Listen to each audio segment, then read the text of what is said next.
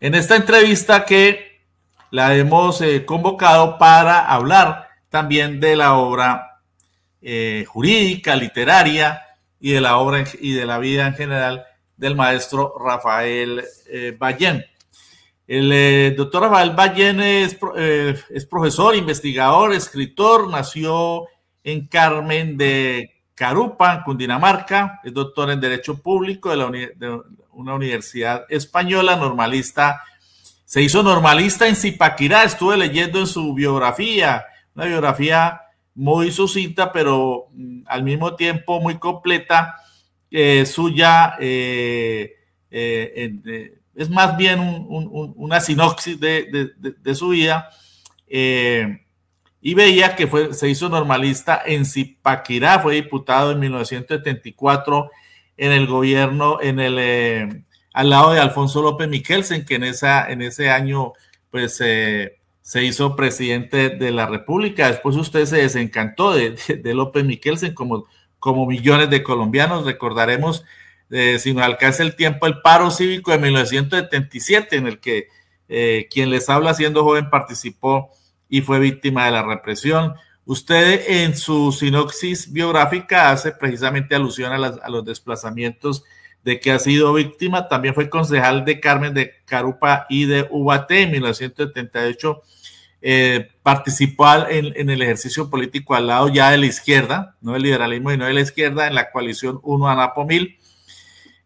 Casó con Esperanza Barragán, de unión de la cual nacen Laura Martina, Aida Esperanza y Rodrigo Antonio. Tiene ya usted 4 nietos, doctor, ¿no, doctor? Ballén. Y luego, después de su separación, contrajo nupcias con Olga Lucía Toro Borrero, de quien dice usted fue definitiva en todo el proceso de formación de sus ideas y su trabajo posterior. En 1979 participó en una campaña ya al lado de Galán, de Luis Carlos Galán. Luego se hizo docente, fue docente de primaria, desde enseñanza para niños hasta ser docente en varias universidades, entre ellas la Universidad Santiago de Cali. No lo sabía, la Universidad Santiago de Cali en nuestra ciudad, también la Universidad Libre, la del Rosario y otras. Fue magistrado del Tribunal Superior de Bogotá, procurador delegado ante las fuerzas militares, ante el Consejo de Estado, ya hablaremos del Consejo de Estado, doctor, y de la Corte Suprema de Justicia. Fue director de varios centros de estudio, fundador del Polo Democrático, candidato a la gobernación en el periodo 2016-2019, y fundó con la actual senadora del Pacto Histórico, Clara López Obregón, Todos Somos Colombia, un movimiento político. Fue candidato para el Pacto Histórico al Senado en 2022. Bueno, un rápido recorrido. Aquí voy a compartir con nuestra audiencia algunas imágenes aquí en campaña con Luis Carlos Galán, aquí reunido con el campesinado. Esta es una foto de su visita a Moscú, ¿no? 2019. Sí, 2019. Moscú 2019. Aquí lo vemos con Enrique Santiago, diputado del Partido Comunista de España en Madrid. Entiendo que esto es 2020, 2022. 2023. 2023. Aquí reunido con dirigentes sociales, políticos en una de las últimas campañas electorales, aquí visitando la biblioteca Gabriel García Márquez en Barcelona, España, ¿no? Sí, señor, eso fue en el año 2023. 2023. Y aquí tenemos parte de sus obras y vamos a hacer un rápido recorrido. Yo encontré que usted tiene, digamos, podríamos ubicar dos grandes etapas de su trabajo académico. Una primera etapa en la que pues tiene una también prolífica producción en materia jurídica y sobre todo política. Doctor Rafael Ballén, coméntenos acerca de esta primera etapa. Voy a ir pasando los libros en orden de aparición. Carta sin sobre a liberales de izquierda es el primero. Coméntenos acerca de esta primera etapa de su trabajo académico y análisis político y jurídico, doctor Rafael Ballena. Pues muchas gracias por la presentación. Realmente es muy generosa la presentación que ha hecho. Desde luego que se ciñe a los hechos ocurridos. Yo diría que mi intervención en el mundo académico y en el mundo intelectual se podría clasificar en unos 3 o 4 grupos de la expresión intelectual. En primer lugar, una expresión de ciencia política y teoría del Estado. Eso es como un bloque primero. En segundo lugar, un bloque de sociología jurídica. En tercer lugar, un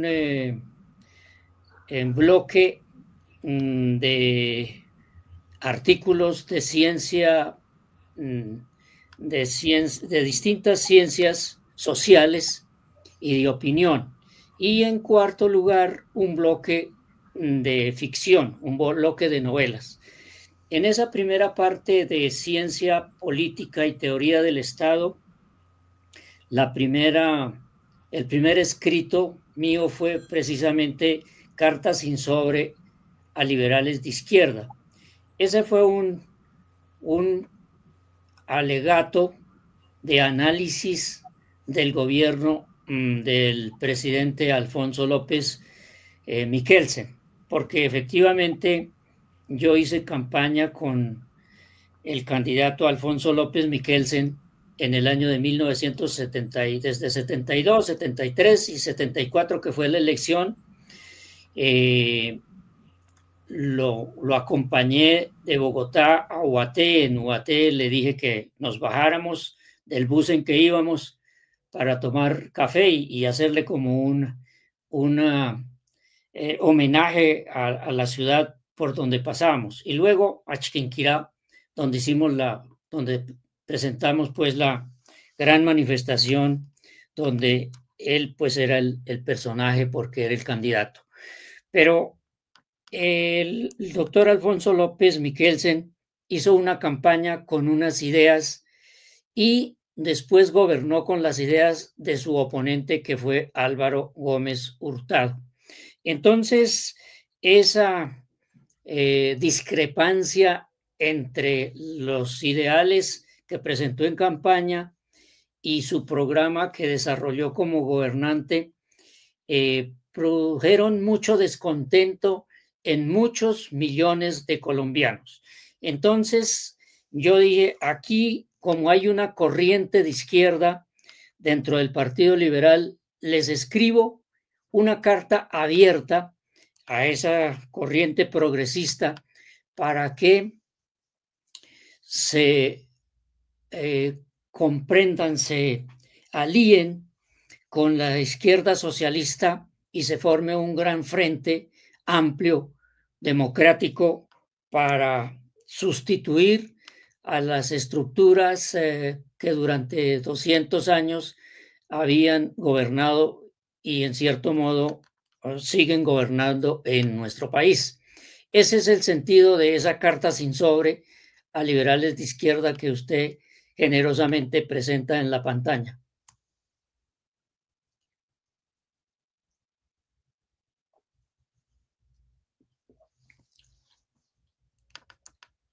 Aló. ¿Qué ha pasado?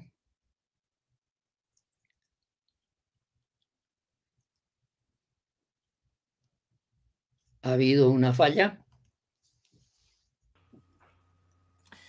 Sí, lamento el silencio que se produjo allí. Le decía, maestro, que estamos hablando de casi 50 años. Sí. Desde la carta sin sobre a liberales de izquierda hasta hoy, 49 años, porque este libro es de 1976. Sí, señor. Justamente en este momento Me encuentro haciendo una compilación de lo que he escrito y he publicado durante los últimos 50 años, medio siglo. Entonces, voy a llamar esa compilación Medio siglo de anotaciones y sueños, porque en realidad cada vez que uno escribe un libro, cada vez que uno escribe un artículo, cada vez que uno escribe una columna, y le habrá pasado a usted como le pasa o nos pasa a todos los que escribimos, siempre en un escrito hay unos ideales, hay unos deseos, hay unos sueños, hay unas ilusiones. Entonces yo voy a llamar esa compilación Medio siglo de anotaciones y sueños. Esta carta sin sobre fue uno de los primeros sueños que tuve en la visión política, en el sentido de que se uniera un sector de la izquierda o el sector de la izquierda liberal con la izquierda socialista y formada un gran frente amplio para asumir el poder. Y pues después de casi 45, 46 años, ese sueño se ha cumplido relativamente en el sentido de que tenemos un presidente progresista, pero Petro ganó el gobierno, pero no ganó el poder. El poder sigue en las mismas estructuras que han estado siempre, en los bancos, en los gremios económicos, en una alta burocracia y mediana burocracia que siempre ha sido muy conservadurista. Entonces, pero en parte se ha cumplido ese sueño, aunque sea en tener un gobierno progresista que ha hecho muchas cosas y que seguramente en el tiempo que queda irá a hacer muchas otras cosas progresistas, pero no es todo el poder. Muy bien, y vamos a ir un poquito más rápido porque son 18 libros los que usted ha escrito y no vamos sino en el primero y ya llevamos media hora de nuestra entrevista. En realidad no son 18, sino son unos 35. Lo que pasa es que usted tiene ahí, en físico debe tener muy pocos, pero en imágenes pues tiene 18, pero realmente los libros que yo he escrito son alrededor de unos 35, sí señor. Entre ellos 10 novelas. Bueno, entonces vamos a acelerar un poquito este recorrido.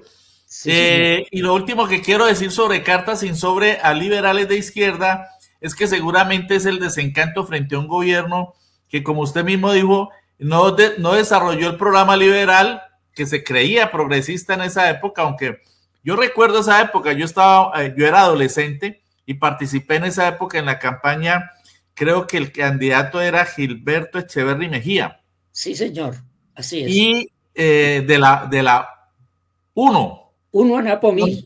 Unión Nacional de Oposición. Después que los señores del MOIR dividieron a la UNO, entonces surgió UNO ANAPO-MIL.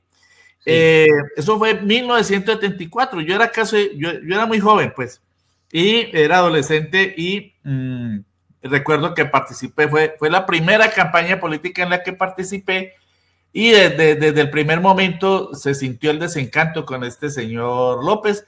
No era ni la sombra de su papá, Alfonso López Pumarejo, en su primer gobierno, ¿no, maestro? Usted que sí, señor, ha trasegado la historia. Entre otras cosas, Gustavo Petro reivindica en parte la historia de López Pumarejo, el que impulsó la reforma agraria, pero después se arredró y se acobardó frente a los latifundistas conservadores.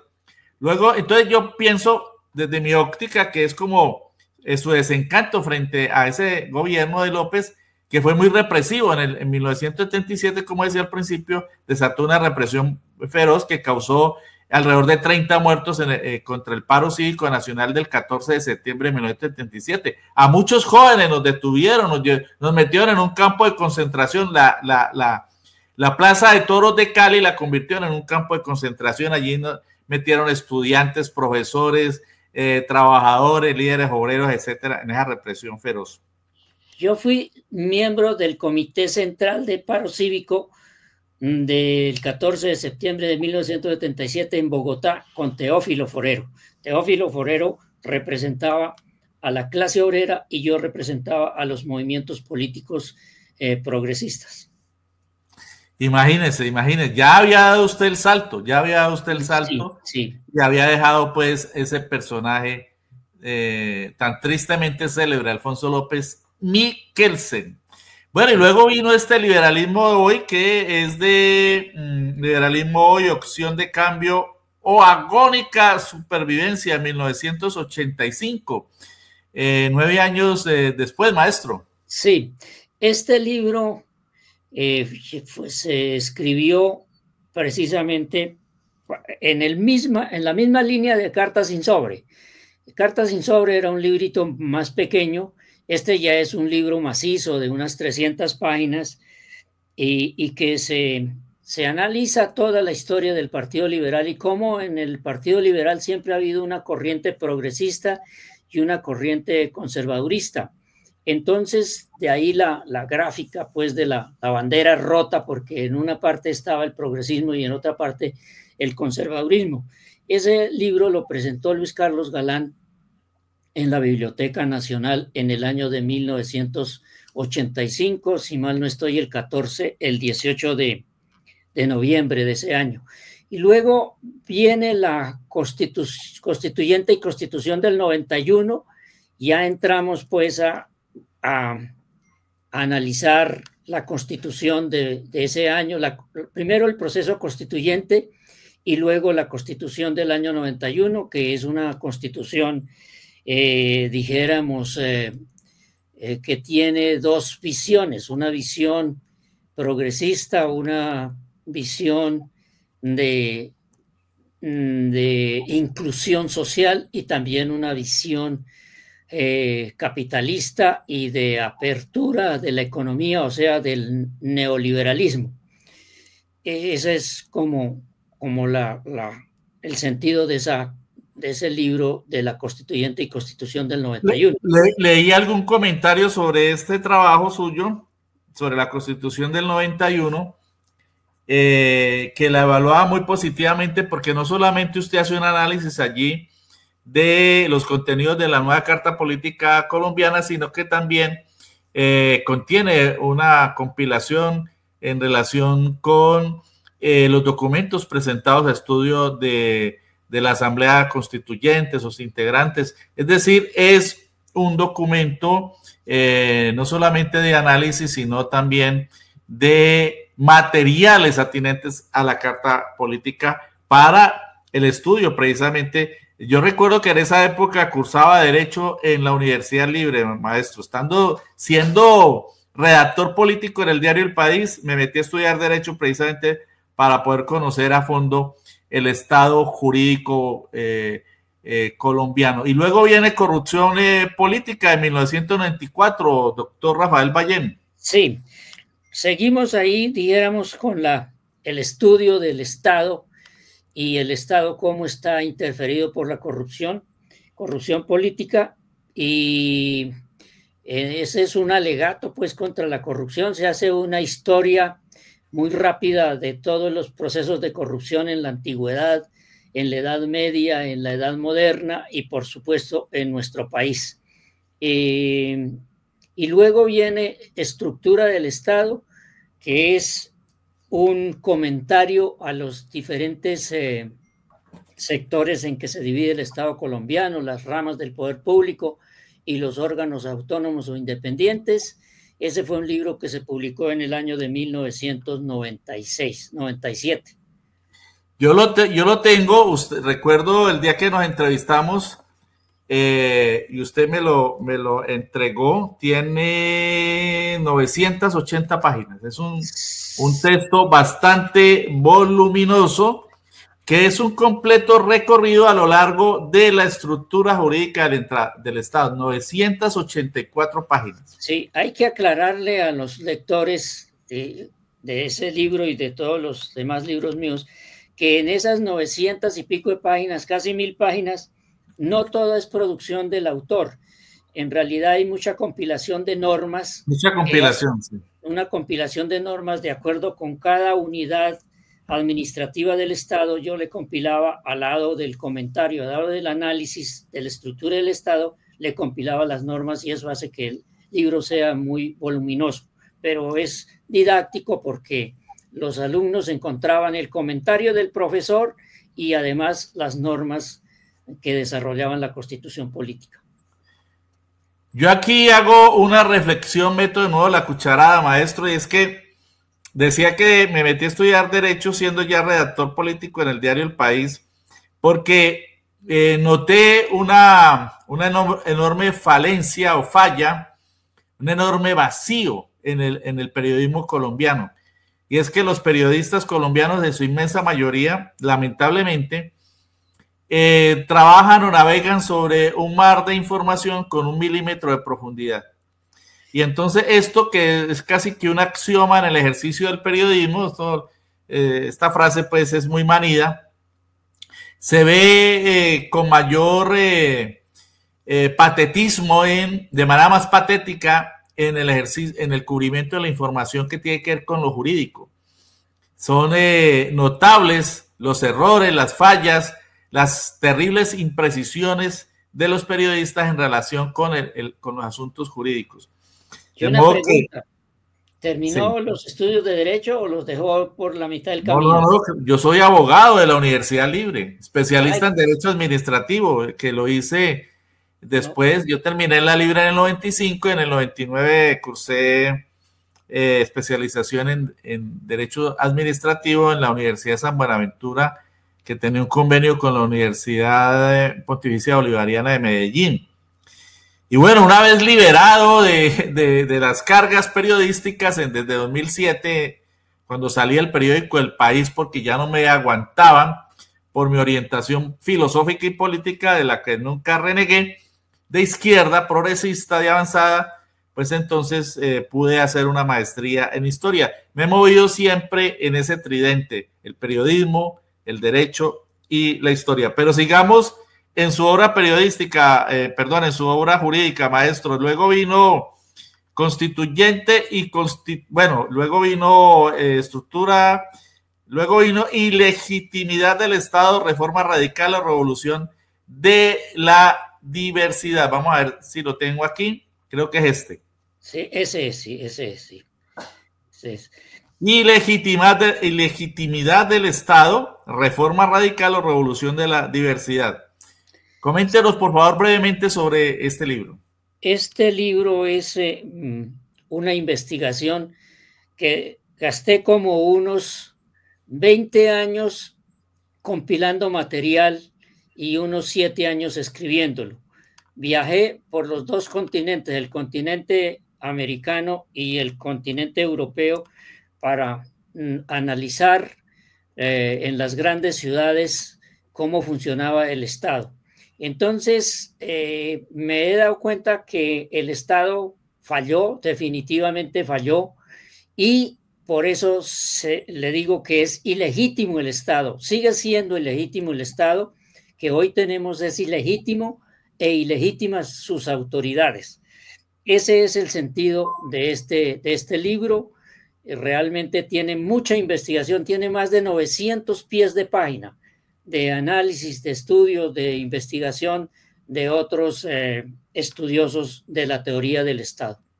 Cualquiera diría, bueno, ¿y por qué habla de los pies de página? Les quiero decir a los queridos seguidoras y seguidores de Periodismo Libre que los pies de página, esas apostillas regularmente precedidas de un número pequeñito, regularmente se escriben en 7, 8 puntos, los textos se escriben ahora en 12 puntos, los textos centrales, son otro libro, son un soporte no solamente de fuentes y bibliográficos, sino también de anotaciones, de apuntes, de análisis que complementan los textos centrales.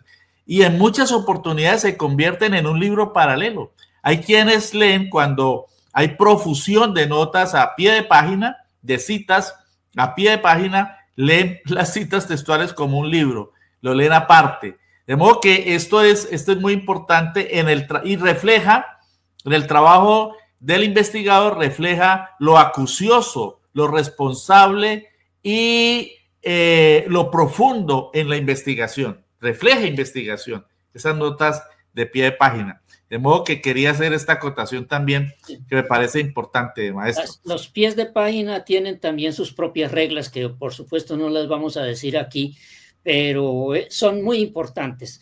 El investigador que no pone las notas de pie de página o de final de libro es un investigador mezquino.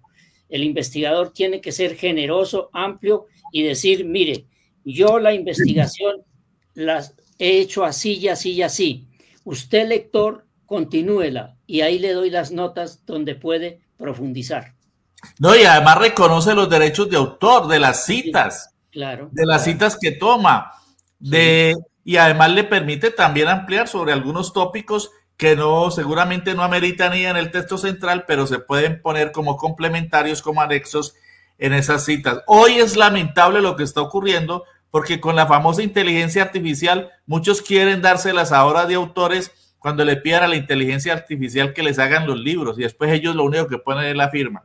Eso es plagio, y eso es un delito. Un investigador serio, científico, aconductado, responsable, como lo es usted, pues obviamente hace eso que nos está refiriendo. Después vino Platón, Vigencia de su pensamiento político de 2008, y luego vino este texto, pues, por sus inclinaciones filosóficas también, ¿no? El pensamiento político de Platón, y luego vino La pequeña política de Uribe, que es de 2010, maestro. Sí, bueno, esta pequeña política de Uribe se puede decir que es mi bestseller. Esta tuvo cinco ediciones. La primera edición fue en el 2005 y salió en abril, y en mayo ya tuvo que hacerse la segunda edición, y luego la tercera edición, y la cuarta edición se hizo en el mismo año, al finalizar ese año. 4 ediciones en ese mismo año, y luego la quinta edición en el año de 2010. Este es un análisis crítico del gobierno de Álvaro Uribe, que en este momento está siendo juzgado por la justicia colombiana. Hoy precisamente se reanudó las audiencias en ese proceso contra el expresidente Álvaro Uribe Vélez. La pequeña política de Uribe. Indudablemente es muy importante tener en cuenta también, hablando de bestseller, o sea, de éxitos, que usted ha tenido, pues, importantes empresas editoriales que han asumido la edición e impresión y distribución de sus textos. No es lo mismo la edición que la impresión y que la distribución. Y bueno, más adelante, ojalá tengamos tiempo para hablar sobre su experiencia, maestro, en relación con las casas editoriales, porque quien les habla, que es autor también de varios libros, pues sabe que atravesamos los editores independientes muchas dificultades para la publicación de nuestro trabajo. Y luego viene el Consejo de Estado colombiano, Origen, Evolución, Estructura y Funcionamiento. Esta obra es de 2011, es muy actual, porque lo digo desde mi punto de vista, y me gustaría conocer el suyo. El Consejo de Estado se ha convertido en un órgano golpista. Hay que aclararle, siempre lo hago, siempre le aclaro a la audiencia, que el Consejo de Estado es un órgano judicial, no es un órgano administrativo como su nombre lo indicaría. Además, tiene que ver su formación con los precedentes que vienen desde la juridicidad francesa, ¿no? Toda esa estructura jurídica que se origina en Francia y es retomada en la construcción del llamado Consejo de Estado, que es un alto tribunal que se encarga de dirimir asuntos, diferencias, querellas entre particulares y el Estado o entre entidades del Estado. Coméntenos brevemente, maestro, sobre este importante trabajo, el Consejo de Estado, que hoy, como digo, se ha convertido en un elemento golpista contra el gobierno, ha tumbado más de 30 normas del gobierno y acaba de decretarle una censura a las transmisiones por televisión privada y por la mayoría de los canales públicos a los consejos de ministros del gobierno del presidente Gustavo Petro. Bueno, este libro es la tesis doctoral que hice para adquirir mi título de doctor, de PhD en inglés, en la Universidad de Zaragoza, España. Entonces, ese libro, como la ilegitimidad del Estado, es una investigación muy rigurosa, muy rigurosa. Todos los otros tratadistas y juristas de Colombia decían el Consejo de Estado lo fundó Bolívar y ahí quedó más. Esa era toda la investigación y eso era todo lo que se decía del Consejo de Estado colombiano. Cuando yo llegué a presentar mi tesis doctoral, el capítulo segundo era precisamente el Consejo de Estado bolivariano, el Consejo de Estado fundado por Bolívar. Y el director dijo, sí, muy bonito eso, pero ¿quiénes eran los consejeros de Estado de esa época y qué decisiones tomó? Ahí quedé yo frenado, porque no sabía. Me tocó investigar, profundizar, gasté un semestre profundizando eso en la Biblioteca Nacional. Me dieron carnet de investigador en la Biblioteca Nacional y allá encontré los nombres de los consejeros de Estado y las decisiones que había tomado Bolívar. Una de las decisiones, por ejemplo, Bolívar con base en el Consejo de Estado. Una de esas decisiones fue cuando Bolívar decretó, se decretó dictador. Se declaró dictador. Se declaró dictador. Cuando él se declaró dictador, para declararse dictador, el Consejo de Estado hizo una sesión en la casa de uno de los consejeros y allí fue comisionado ese consejero, José María Castillo y Rada, para que redactara el decreto de la dictadura de Bolívar y así Bolívar se declaró dictador por la decisión del Consejo de Estado. Supremamente interesante este recorrido histórico. Sí. Yo lamento mucho que a estas alturas del gobierno del presidente Gustavo Petro todavía se esté planteando el restablecimiento de la cátedra de historia, cuando eso debió ser desde el primer momento, y no sé qué es lo que ha pasado con el Ministerio de Educación, si es que no tiene jurisdicción sobre las secretarías municipales, departamentales, ¿qué es lo que pasa? ¿Por qué no se restablece la cátedra de historia en nuestras instituciones de educación primaria y secundaria? Si esto ocurriera, se podría estudiar algo de esto tan trascendental. Este recorrido que estamos haciendo, maestro, es también para entregar una herramienta a nuestra población, claro, los que lo tengan a bien asumirlo, porque pues hacemos muchas cosas, muchas veces no las asumen, pero son herramientas y esto es importantísimo, el conocimiento de nuestra historia. La gente no tiene ni idea de qué es eso del Consejo de Estado, por qué se atribuye ponerle una mordaza al presidente, por qué autoriza, como no debe hacerlo y yendo contra la Constitución, al Consejo Nacional Electoral en manos de la derecha a que investigue al presidente cuando no tiene potestad para hacerlo, etcétera, etcétera, etcétera. Necesita el pueblo colombiano conocer del sistema jurídico que ha heredado el gobierno y que el sistema que se le atraviesa para no dejarlo gobernar. Es mi posición. Entonces, sí, por eso hacemos también estos programas, maestro. Sí, muy bien. En este libro, el Consejo de Estado colombiano, digo que el Consejo de Estado colombiano no debía de llamarse así, ni siquiera debía de llamarse Consejo de Estado. Debía de llamarse simplemente Tribunal de lo Contencioso Administrativo. Así es. Así debía de llamarse. Es una lambonería de alguien que quería que se llamara Consejo de Estado, que porque el Consejo de Estado había sido creado por Bolívar, pero Bolívar copió el Consejo de Estado de Napoleón. Así es. Entonces, ese Consejo de Estado no debía de llamarse así. En mi tesis doctoral, una de las conclusiones que yo propongo es que se quite la sala de consulta y servicio civil, porque esa sala de consulta y servicio civil no sirve absolutamente para nada, para nada. Sobra, está sobrando.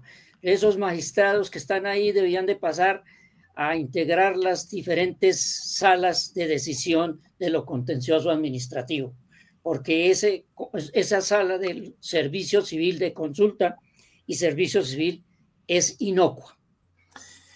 Seguimos en este recorrido sobre su obra jurídica, doctor Rafael Ballén, Carta sin nombre a los inconformes de Colombia. Otra carta sin nombre. Sin sobre, sin sobre, perdón, no sin nombre, sino sin sobre. Discúlpeme, sin sobre. Es un lapsus. De 2016. ¿Qué dice esta carta sin sobre, maestro? Esta carta sin sobre de 2016 tiene también su historia. Cuando íbamos en el 2015, entonces un amigo me dijo, tu carta sin sobre va a cumplir 40 años, ¿por qué no escribes la segunda edición? Yo tomé eso como a broma, pero después me puse a pensar, efectivamente sí, hay que hacer una segunda edición de esa carta que escribí hace 40 años. Y entonces esta carta sin sobre a los inconformes de Colombia es como una segunda edición de la carta sin sobre al liberalismo de izquierda. Y lo hice con la misma proyección de convocatoria de un gran frente amplio que cogiera a un sector progresista del liberalismo o al sector progresista del liberalismo y a los movimientos de izquierda socialista y organizara un gran frente para asumir el poder. Esa carta sin sobre a los inconformes de Colombia en algo influyó en el proceso político de 2018 y 2022 para que Petro llegara a la presidencia de la República.